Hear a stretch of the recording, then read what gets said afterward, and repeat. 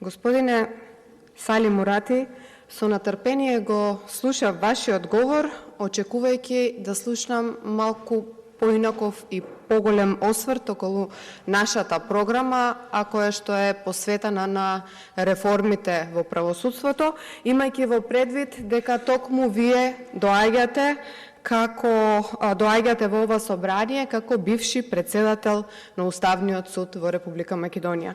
И навистина ми беше интересно да слушнам дека само во една реченица ги опфативте делот од реформите, односно не опфативте поголемо свое видување. Она кое што вие го изложивте овде е грижата за турската заедница и нормално е дека тоа треба да биде така, но поинаку би било кога истото би го практицирале како член од оваа влада или како, доколку сте ја прифатиле понудата која што знам вашата партија ја имала кон вас, но вие сте одлучиле да ја прифатите понудата на Артан Груби.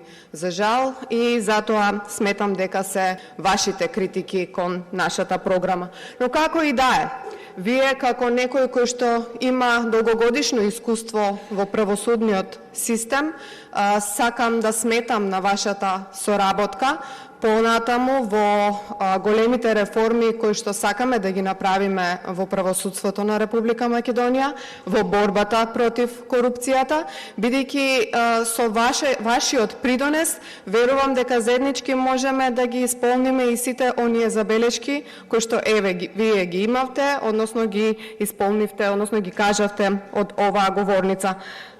Сакам да посочам некои од реформите, како што се укинување или например, во нашата програма пишува распуштање и законска реформа на судскиот совет.